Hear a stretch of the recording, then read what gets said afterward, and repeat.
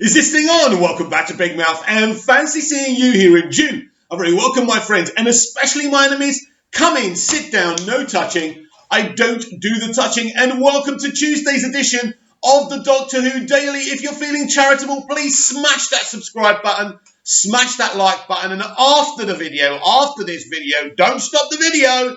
Go over to my Twitter at MoviesTVMad. And on today's Doctor Who Daily, we will be talking about the ratings for the Season 12 finale, The Timeless Children, and we'll be talking about how on their own they're not actually bad ratings, but we look at how high they have fallen. I'm not going to break the figures down and everything. I'm just going to talk about it in layman's terms. And after that, I'm going to talk about Doctor Who the movie, my love for the movie, and how I believe it was a misstep from Russell T Davies not to make Paul McGann his first Doctor. But first, yesterday, actually, this morning, very early this morning, I posted a video called I'm Chris Chibnall. I'm sure it's going to have both a negative and a positive reaction. It was really me just having fun.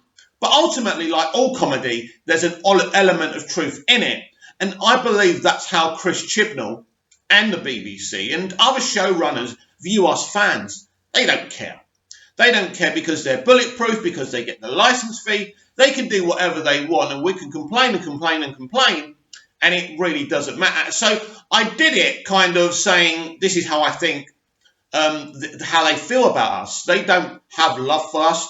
People who work on Doctor Who have never really liked the fans, especially the people involved in the revival, especially the classic fans. We know that Russell T Davies once said that classic fans are like flat earthers, and you should never listen to them. So I was having a bit of a laugh and a joke, but a bit of truth in there, and I hope you enjoyed the video. Right, Doctor Who ratings for the finale, the Season 12 finale, The Timeless Children. Rating news, this is coming from Doctor Who magazine. From Tom Pillsbury, ratings, the consolidated 7-day rating for Doctor Who finale. The Timeless Children was 4.69, 4.55 on televisions, and 0.14 million on the other devices.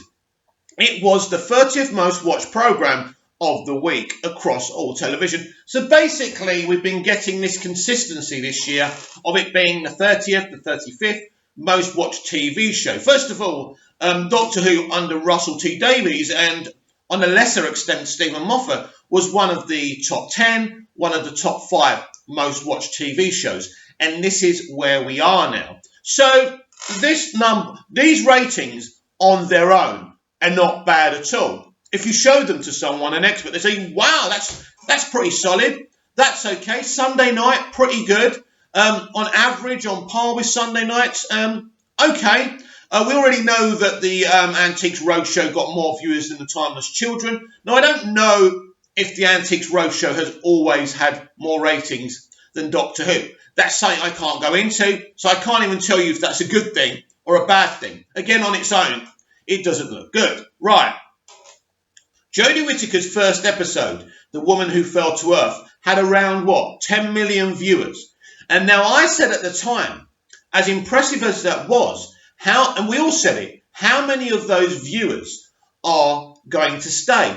Now, Chris Chibnall had an opportunity with The Woman Who Fell to Earth, right? But don't forget, the season was already shot when that premiere, her first episode, actually aired. There was nothing they could really do. But at the end of the day, you have an opportunity. You've got the hype and you've got the marketing. Jodie Whittaker went everywhere. She went schools. She went San Diego Comic-Con. She was everywhere. There was a hype level to this. And people were intrigued because she'd been really good on Broadchurch, getting my shows mixed up. And Chris Chibnall also did Broadchurch, which was a fundamentally really good show, especially in season 1. I always felt the third season really was over the top with Chibnall's alt-left agenda. I'll never forget the scene, and I think I've mentioned it on this channel before, where Miller goes into the garage, right, with David Tennant's character, right, and she's questioning this guy who works in the garage, like a mechanic, about the rape, and then she suddenly sees all these pictures of these pin-ups, these topless women, on the wall, and all of a sudden she seems to suspect him even more for the rape just because he's got pictures of topless women. So anyone who's ever watched porn, this is what they were trying to do. They were trying to shame us. Men like us, who, yes, I've been on Pornhub before. I follow certain women on Instagram because they're showing some meat. I ain't gonna lie. I'm a normal, everyday, straight male. Some people may lie, but I don't lie about these things. So that's the kind of agenda they were bringing onto Doctor Who, and we've seen it represented in tenfold. But as I say, going back to The Woman Who Fell to Earth, an episode I think's not too bad in places. In terms of the way Whittaker plays the Doctor, it feels more Doctor-like, as I've said many times before on this channel, than any of her other performances. It kind of works. But people saw the episode and thought, nah, I ain't interested. I ain't watching this. 10 million people came in. Who were these 10 million people? Were these predominantly Doctor Who fans? No. Because Doctor Who had already started slipping in the ratings in season 10, we know that. But all of a sudden, the BBC got very excited. I remember Bradley Walsh on his Instagram. He was in a car with Jodie Whittaker, Mandip Gill, and Tosin Cole, is it right? And he said, I'd like to especially thank the new fans that are going to watch tonight. That's what it was all about, the new fans. But what they really meant was the girls and the women. That's the kind of people they really wanted to watch the show. Nothing wrong with that, by the way. But they were basically, again, sticking the finger up at us existing fans. Not just the classic fans, but all the fans that have been watching since the episode rose, since Russell T Davies' first episode. We don't care about you. You're probably going to come in anyway. And we did. And so did another 5 million of the mainstream audience. And they didn't keep them. They didn't keep them because if Chris Chibnall had gone big with Whittaker's first season and was really Doctor Who-ish, those people would have remained. But it didn't. It was all about his agenda, and the series simply didn't work. The series simply bored people. The Woman Who Fell to Earth bored the mainstream audience, and they left. Slowly, but surely. But again, the ratings for season 11 were so much more stronger than season 12.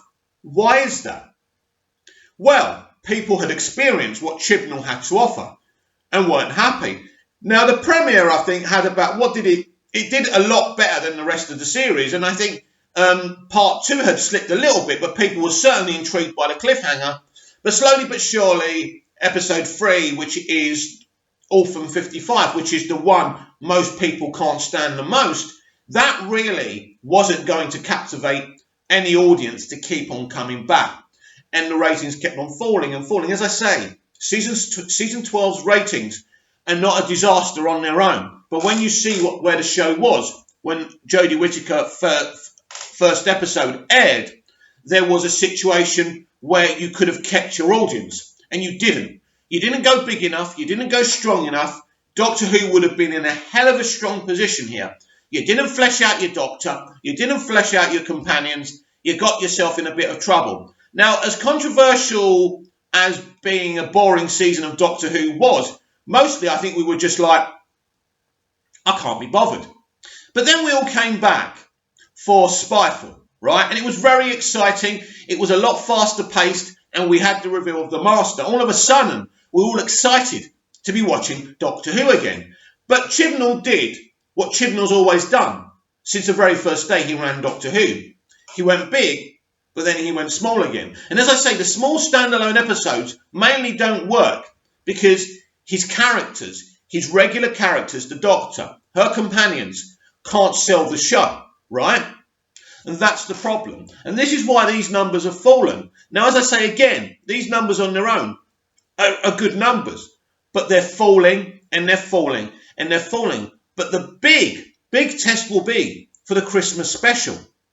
Will it deteriorate even more, or will people get excited because it's Christmas and Captain Jack's coming back? Captain Jack's a very important element.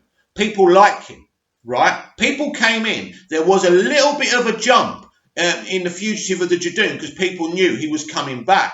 Very excited. But it was interesting because he introduced the Roof Doctor and Fugitive of the Judoon, so you would have thought the ratings would have stayed on a level.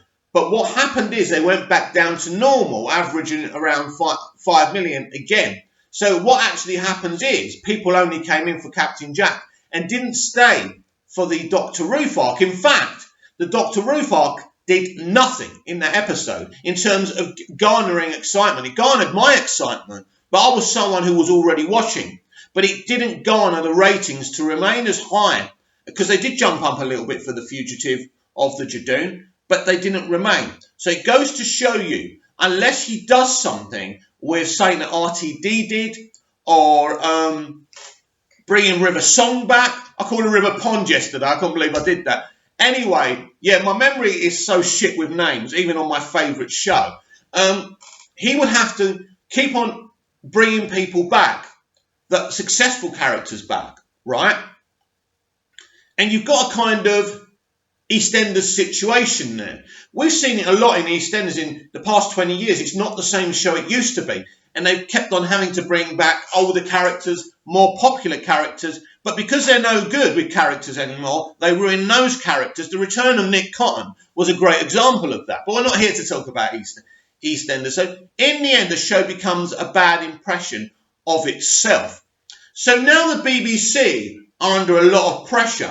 Now, a lot of people weren't impressed by their response to the controversy about the Timeless Children. But actually, I said when I read it out to you last week that it was coded. It was coded in terms of saying we believe in giving our writers the freedom to do what they want. Not Chris Chibnall, our writers. That's coded in saying we have as much faith in him as you do. That's the truth. So the BBC have had no faith in Chris Chibnall since season 11. And there was a big fallout, and he was going to leave, and Jodie Whittaker was going to leave, and they came to some compromise because they were in the middle of a bloody season. They had to stick with him. And he's already in the middle of writing season 13. So, Houston, we have a problem. You know what this reminds me of? The Zack Snyder situation over on the DCEU movies, right? Now, if you don't know the situation, Warner Brothers wanted to adapt their DC Comics films. So Zack Snyder directed Man of Steel, Batman v Superman. Those films weren't received very well. But as soon as Batman v Superman when it was in the cinemas and released, there was a divisive kind of reaction to those films. The problem Warner Brothers had, Zack had already gone into making the Justice League movie. Now, ultimately, they got him to rewrite script after script because they wasn't happy with how dark in tone the film was going to be, because that was the major complaints for Batman v Superman, Dawn of Justice and Man of Steel. Now, I'm a big fan of Man of Steel and Batman v Superman, but again, the mainstream audience wasn't. And the box office showed that. The first week, the opening was record-breaking, but then the drop-off was about 75%. So it showed that the mainstream audience weren't buying it. And it's the same with Chibnall's Doctor Who. The reaction to Chibnall hasn't been good to season 11. And it's the same reaction as DC fans, a lot of them, not all of them, had to Zack Snyder. And in the end, Kevin Tsujihara, the CEO of Warner Brothers, took the crazy, insane decision of moving Zack away, bringing in Joss Whedon, kind of reshooting mostly his own movie and just using elements of what Zack did. The movie was a Frankenstein's monster. It bombed at the box office. And as I say, we've got a similar situation here with Chris Chibnall. He's already writing the season. Now, when he delivered a couple of drafts for season 12, he had to go back again because you do an outline for your season, what it's going to be. And they weren't happy. This is why he was going to quit and take Jodie Whittaker with him. That is true. That was not a rumour. That was true. And we've got a similar situation here. They have as much faith in him as we do. Now, as you know, and I had a lot of downvotes in my review for The Timeless Children, I said I liked the episode. I thought Sacha Dhawan's master was amazing, like most of us have said, right? He's one of the great masters. The reveal of The Timeless Children and the idea of expanding the mythos and the canon is brilliant. And you do it to any other show. Let me give you a great analogy for what he's done with making the Doctor the timeless child. Imagine if you're a Star Wars fan, right? And they make a movie, right? Or they do a TV show on Disney Plus. And they basically say that Luke Skywalker wasn't Anakin Skywalker's father. That kind of rewrites everything, doesn't it? Everything Luke went through, everything Anakin goes through, it means nothing.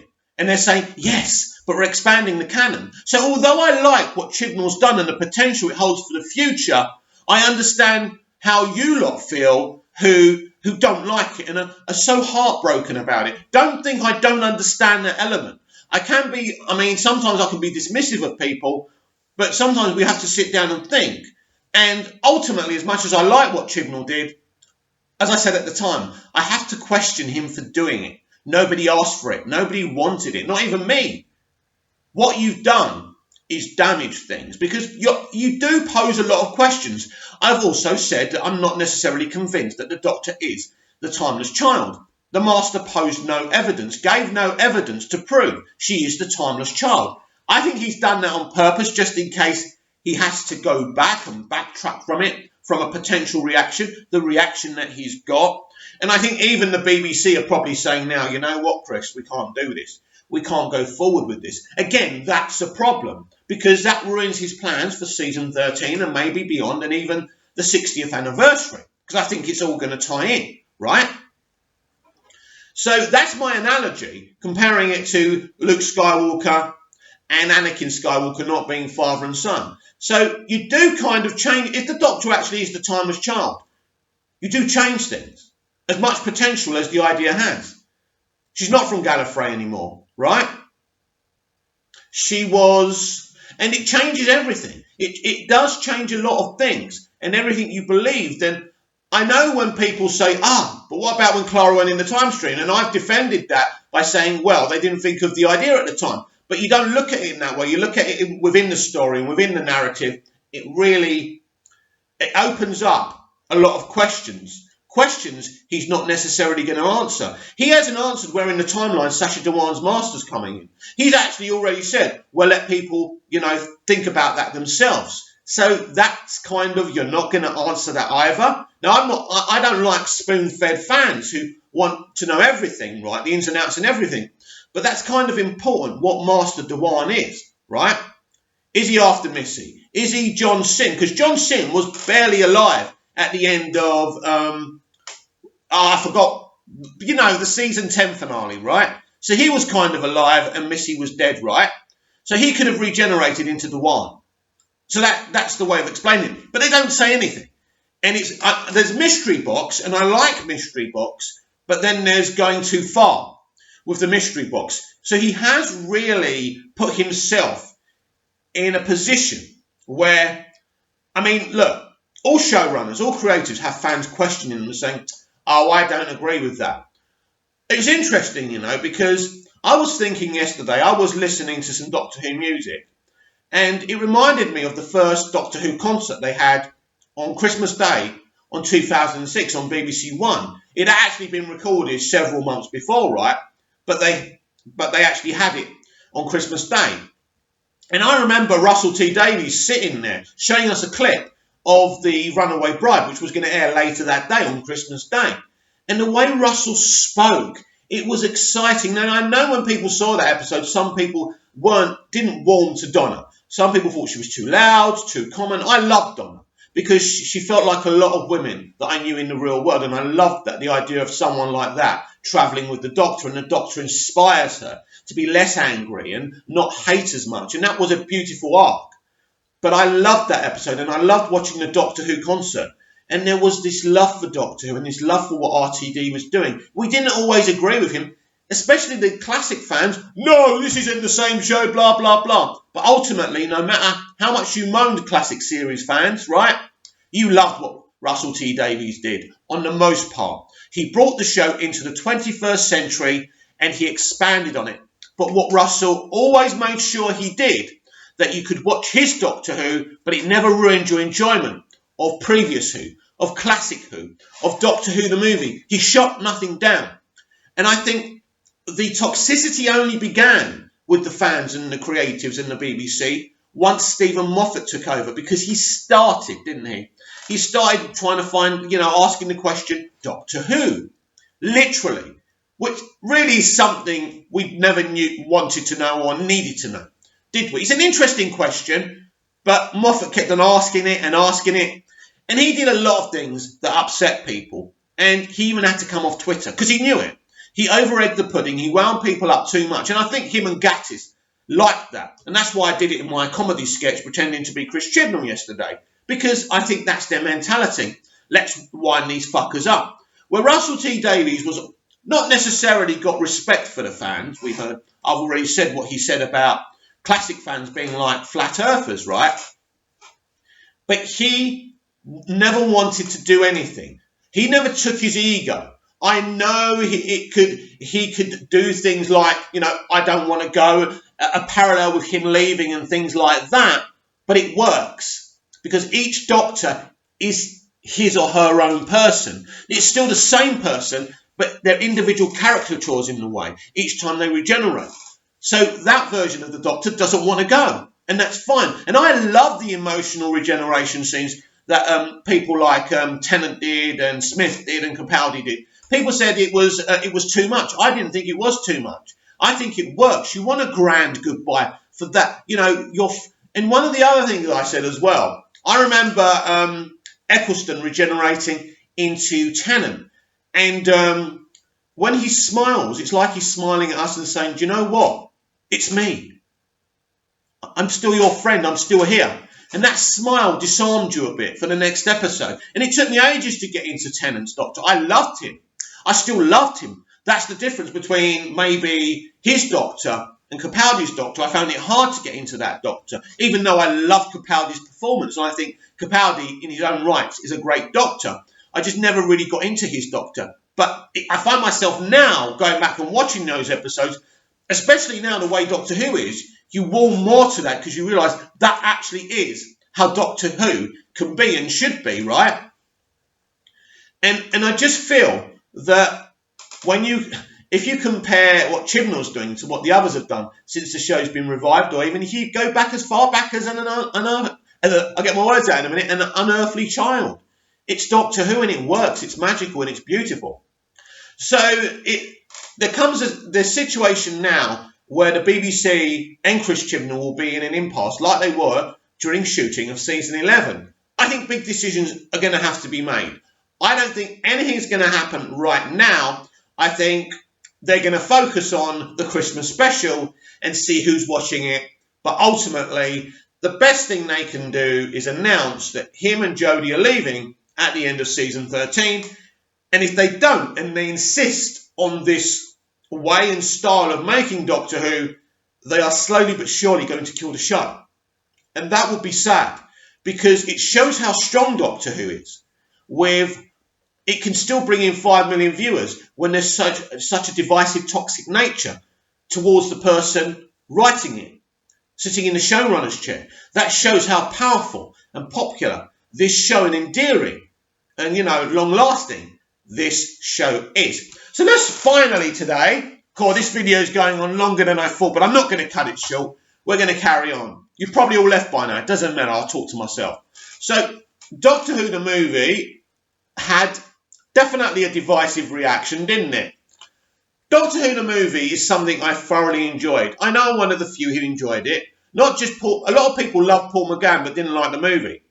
I like the movie. I like the companion. And I love Eric Roberts' Master.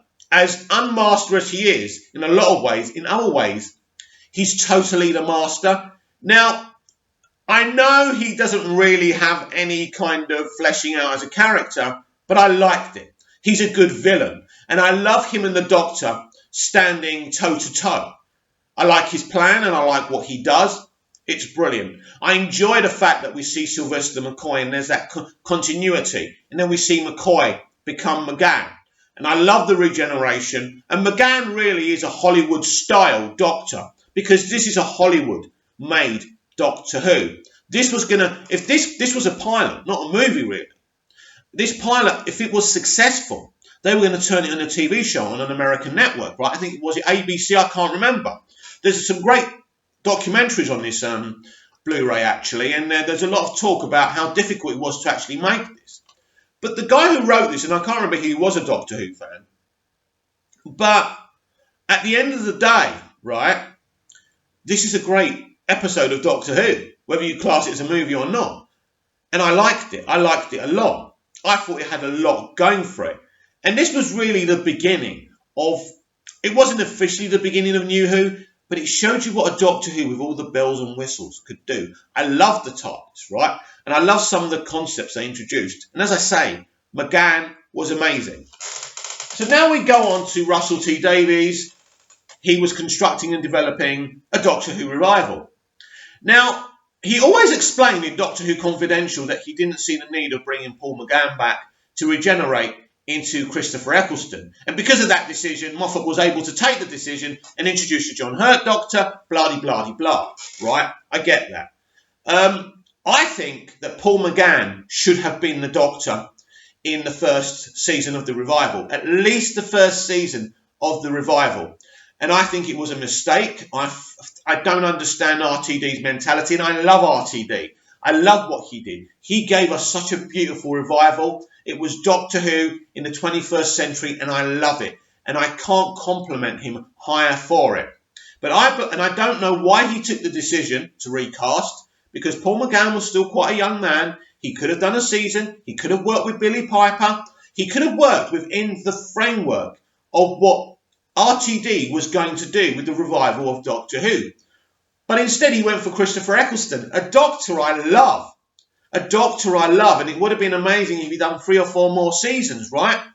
But isn't it karma that what happened with Christopher Eccleston and RTD and the production team and how he fell out with them, and in the end the BBC blacklisted him?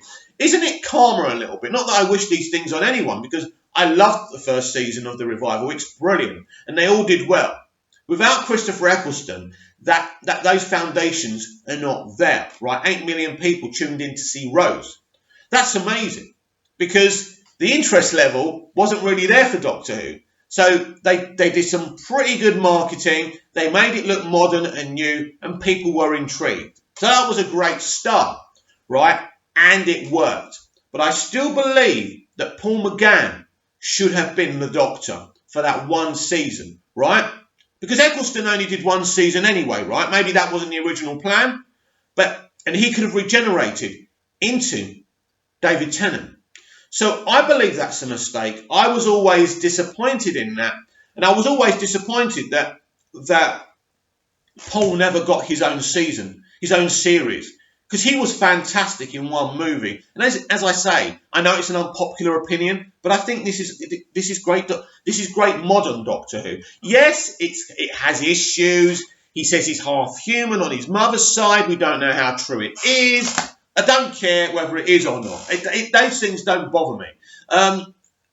But as a spectacle, as a modern day adventure for the Doctor in this new young body of Paul McGann, it's great. As I say, I love Eric Roberts as the Master. He's deliciously evil, and basically, I know he's camp and he's overperforming it, but it's great, and I like it. And as I said, for me, it's great Doctor Who.